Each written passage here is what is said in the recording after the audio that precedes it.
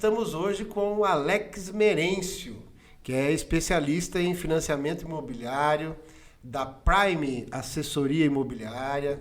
Ele é ex-participante de um reality show famoso aí, vai contar um pouco, empreendeu nesse mercado imobiliário, então vamos ter uma conversa bem bacana. Estou aqui também com o Vitor. Boa noite, Vitor. Boa tarde ainda, né? Boa tarde. Não passou das 6 ainda. Boa tarde, pessoal. É isso aí. Hoje você que quer começar, que já tem experiência, quer saber um pouco desse mercado financeiro, do mercado imobiliário, né? Assista essa live, por aí já deixa o joinha, deixa o seu comentário, que a gente vai responder tudo ao vivo. Isso aí. Boa noite, boa tarde, Alex. Boa noite a todos. Primeiramente, agradecer vocês aí pelo convite, né? Convite muito especial, estou muito feliz em estar aqui com vocês. A gente se conheceu há pouco tempo, né? Sim. Onde a gente pôde trocar algumas informações e casou muito bem. Um prazer enorme estar com vocês, estar com o pessoal aí de casa. Espero agregar muito valor, né? Afinal, é aquela velha máxima que eu sempre repito nos meus treinamentos que a gente aplica em algumas imobiliárias. Eu sei coisa que vocês não sabem, vocês sabem coisas que eu não sei. Exatamente. Então, quando a gente troca, todo mundo sai ganhando, né? É verdade. Exatamente. E você falou uma coisa importante para quem tá aí ouvindo e quer empreender, tome cerveja. É uma base importante para fazer network e a gente se conheceu assim. Exatamente. O relação de network é muito bacana, né? É muito importante. Nuno também aqui com a gente. Tudo bem, Nuno? Então é isso aí, cara. Como é que é essa história de mercado imobiliário, financiamento imobiliário? Você que está hoje com a Prime Assessoria, né? Como é que você começou nesse mercado? Como é que você começou empreendendo? Conta um pouco pra gente. Cara, a história é muito legal, né? Basicamente, para quem não conhece, a Prime Assessoria Imobiliária, ela é uma rede de franquias, né? Que hoje a sua área de atuação é ao redor do Brasil. Está atuando em mais de 140 cidades, já faturou aí em processos de financiamento imobiliário de contrato emitido quase 5 bilhões. Então, uma empresa que começou do zero também, assim como eu comecei, lá no interior de Minas, em Tuiutaba, né, uma cidade perto de Uberlândia, ali, Uberaba.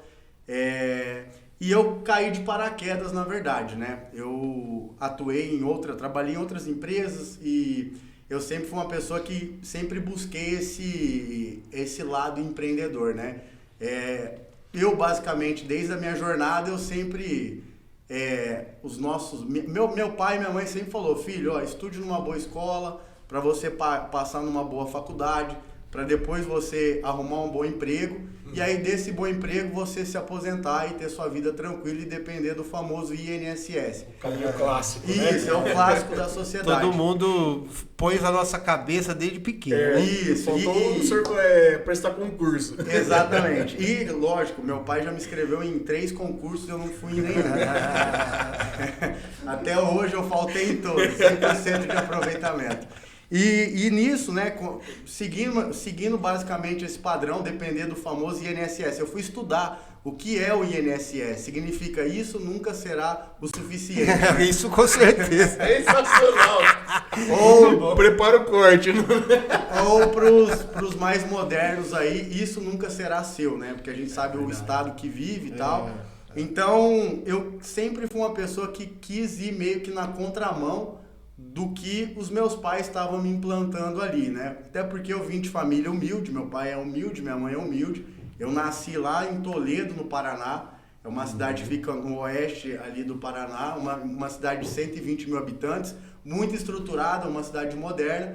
Só que, à medida que eu acabei ali a escola, os meus pais são separados, né? E meu pai veio para morar em São Carlos para trabalhar aqui, e eu quis tomar outros rumos, né? Então acabei a escola, vim fazer faculdade aqui em São Carlos e escolhi fazer manutenção aeronáutica, né? Nada a ver, né? Eu tô contando assim porque eu vou chegar na parte isso aí, do fica à vontade. Fica à eu vontade. esqueci, e o motivo de eu ter escolhido fazer manutenção aeronáutica aqui pela Unicep foi justamente por ser algo diferente, né? Seguindo, por mais que era tradicional, mas seguindo um pouco nada comum do que perante as outras pessoas fazem, né? E aqui uma região que tem muita empresa dessa área. Muita empresa. E eu peguei e falei, eu vou fazer tecnologia e manutenção de aeronaves, né?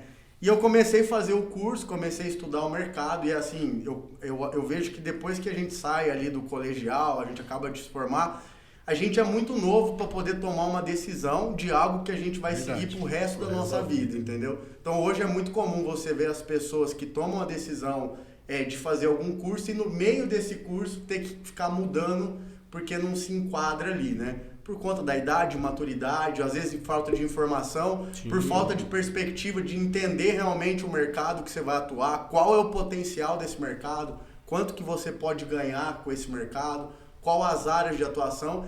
E aí eu fiz a faculdade, comecei a fazer a faculdade, fiz 1 ano e meio. No meu primeiro ano de faculdade eu já vi que não era aquilo que eu queria, né? Por quê?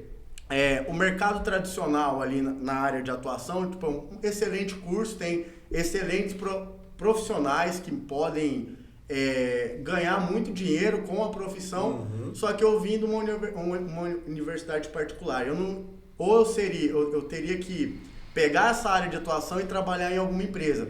E aí eu ia ficar muito engessado, né? Eu ia ficar muito limitado a ter que trabalhar para os outros, né? Isso. Trocar meu tempo por dinheiro, né? Trabalhar em troca do... E eu via que esse não era o caminho. Então, no meio do curso, eu falei, cara, eu quero mudar, só que eu falei, cara, eu vou terminar, eu vou até o final. Bacana. E eu sou uma pessoa assim, eu demorei 10 anos para formar, tá? O curso de 5. Tava em dúvida mesmo. O curso de 4, eu demorei 10. Deve ser difícil mexer com avião, hein? Ou gostava muito, né? Não quero sair daqui. Cara, eu demorei 10 porque comecei, fiz 1 ano e meio, depois eu tranquei, fui fazer outra coisa, aí depois eu fiz mais um tempo, tranquei, fui fazer outra coisa e voltei. E a faculdade, assim, cada vez que você tranca, em vez de você dar um passo para frente, você dá 10 para trás. É verdade. Né? Mas assim, eu sou uma pessoa muito persistente. Eu acho que uma qualidade que eu tenho, eu sou uma pessoa que eu posso demorar para poder conseguir realizar algo. Pode demorar o tempo que for, mas eu sou muito persistente. Assim, eu vou a fundo, não deu. E nesse período eu fui tentando outras coisas, né, em paralelo com a faculdade. Sempre trabalhei, né? Eu trabalhei 4 anos numa empresa de segurança aqui, na parte administrativa. Comecei no almoxarifado, né? Eu fui para a parte administrativa. Depois, com 4 anos, eu falei, cara, essa empresa não vai me levar a conquistar os meus sonhos. Peguei e saí, fui trabalhar em outra empresa que vende material hidráulica, elétrica. Fiquei 1 ano e meio. Né? Até gostei porque eu era comissionado, então em uma empresa eu não tinha comissão. Eu troquei por conta da comissão, o salário era o mesmo. Estava como vendedor lá. Estava como vendedor e tinha uma comissão. Olha só que bizarro, a comissão que eu ganhava era 0,03%. Nossa. E a meta era 100 mil. Então eu tinha que bater uma meta de 100 mil para ganhar 0,03% de comissão. R$300. R$300. E aí o que mudou? Na outra empresa eu tinha uma certa flexibilidade, não trabalhava sábado, final de semana. Nessa empresa eu tinha que trabalhar sábado de manhã também. E era assim. E aquela vida de vendedor, né? Vida de vendedor.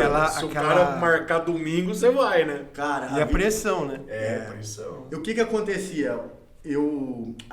O que me desagradava, na verdade? É uma mega empresa, só que eu acho que hoje muitas pessoas, elas, sei lá, tomam a decisão de trabalhar em algum lugar e elas se limitam naquele lugar pro resto da vida e acha que aquilo ali tem que ser para elas e não busca outras oportunidades, ou mesmo insatisfeita fica reclamando, reclama que não tá legal, que não tá bom, que ganha pouco, só que não toma uma decisão franca de poder mudar. E eu, nesse meu jeito, eu sempre fui uma pessoa que, se não tá bom, eu vou mudar, até eu encontrar o que é bom para mim. Então, o que eu não gostava? Primeiro que eu ficava completamente preso e não tinha flexibilidade nenhuma. Às vezes a gente atrasava 5, 10 minutos na entrada, só que chegava um cliente, por exemplo, para escolher louça, metal para casa dele, ou dela, né? Ali 5:30 da tarde a gente ficava com o cliente até às 7 da noite e não ganhava nada a mais por isso. Nossa. E ninguém nem batia nas suas costas, olha, Alex, obrigado, parabéns, não tinha isso. Sim. Agora, mas se você atrasado, 5 minutos de atrasado, toma. E como minha mãe é do Paraná, Muitas vezes eu queria, sei lá, tinha um feriado na sexta e eu pedia 4 horas do sábado. Olha, eu posso tirar essas 4 horas do sábado? Eu viajo na quinta, na segunda-feira eu tô aqui para trabalhar. A resposta sempre era não. Eu peguei e tomei a decisão, cara, não vou mais, não quero mais, peguei e saí. Aí eu fui trabalhar numa loja, numa empresa de suplemento aqui em São Carlos. Foi o lugar que eu mais gostei porque eu tinha flexibilidade. Só que era ou eu ou o patrão. Não tinha muito o que fazer. Então eu tinha flexibilidade, ganhava até um pouco melhor. Era legal o ambiente de trabalho, gostava demais, só que era limitado. Então ou era eu ou o patrão. Não tinha como crescer, não tinha perspectiva. Sim. Né? Enfim, aí nessa também fiquei mais 1 ano e meio, pedi para sair, foi onde eu comecei a fazer o de férias com ex, que aí a gente vai voltar nesse assunto depois, mas voltando na parte, pra gente não alongar, na parte da assessoria. Eu não estava morando em São Carlos, eu estava morando em Indaiatuba, né, que é uma cidade aqui do lado. Eu tive tenho uma filha de 2 anos e meio, vai fazer 3 em outubro agora. Basicamente, mudou completamente a minha vida, assim. É incrível, eu sou completamente apaixonado por ela, é um dos meus maiores propósitos de vida, assim.